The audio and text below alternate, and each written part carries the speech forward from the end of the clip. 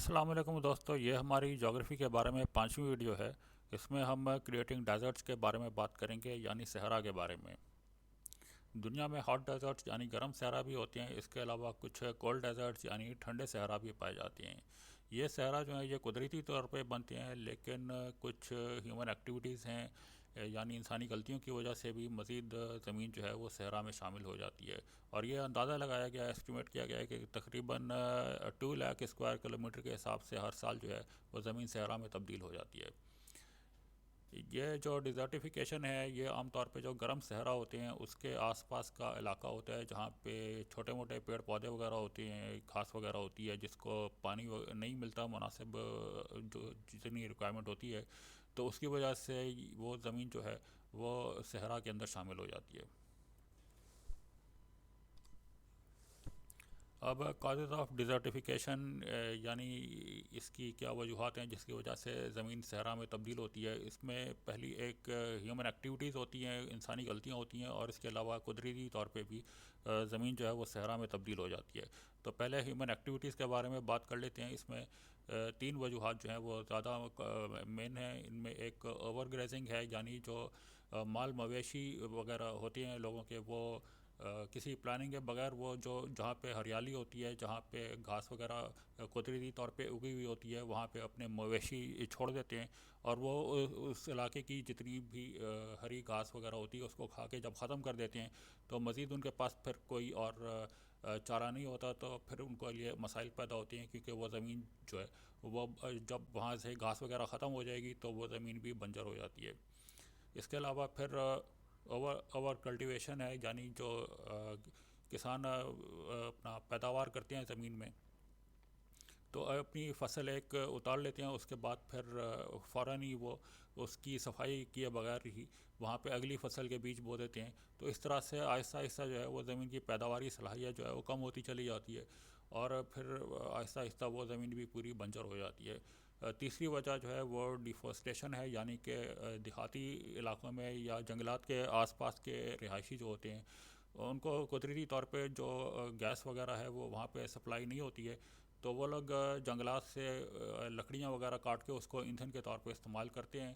یعنی اسی صحیح کوکنگ بھی کرتے ہیں اور ہیٹنگ بھی حاصل کرتے ہیں سردیوں میں۔ تو اس کی وجہ سے جو ہے وہاں پہ آہستہ آہستہ وہ اسی انداز سے سارے درخت وغیرہ کاٹ دیتے ہیں، تو پھر وہ علاقہ جو ہے وہ وہاں پہ بھی مطلب ہریالی ختم ہو جاتی ہے، اور وہ علاقہ بھی وہاں سے پہ یعنی کہ وہ صحرا بن جاتا ہے۔ اب جو نیچرل کازز وجوہات ہیں اس میں جو جس کی وجہ سے زمین صحرا میں تبدیل ہوتی ہے، اس کی وجہ جو ہے یہ ڈرائی پیریڈ ہے، یعنی وہاں پہ جب بارشیں طویل عرصے تک نہیں ہوتی ہیں تو وہ زمین جو ہے وہ بنجر ہو جاتی ہے۔ اب ایفیکٹ آف ڈیزرٹیفیکیشن کے اوپر بات کرتے ہیں، یعنی کہ زمین جب صحرا میں تبدیل ہو جاتی ہے تو اس کے کیا اثرات مرتب ہوتے ہیں۔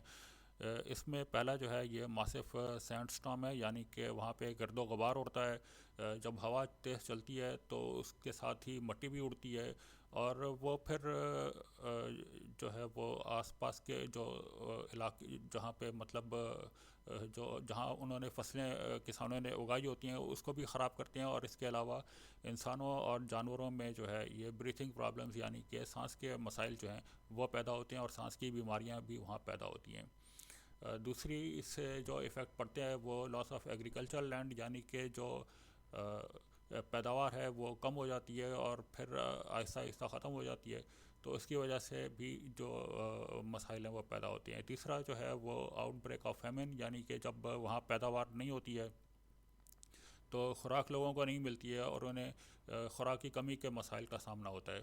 تو اس کی وجہ سے جو ہے پھر وہاں سے مائگریشن ہوتی ہے، یعنی لوگ وہاں سے نقل مکانی کر لیتے ہیں دوسرے علاقوں کی طرف جہاں ان کو خوراک دستیاب ہوتی ہے۔